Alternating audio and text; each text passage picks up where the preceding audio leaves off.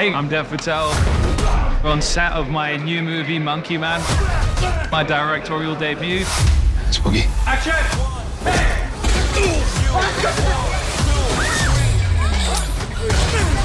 It's been an action-packed, crazy ride. Blood, sweat, tears, broken bone. Dev Patel is one of the best directors in a first-time film that I've seen. The violence and the action is so visceral. And as a physical performer, it's like, holy shit, because I can't do that.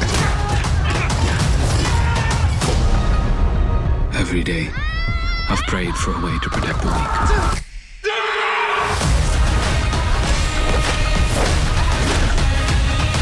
You need to fight for all of us. This film just vibrates with energy and soul and insane action.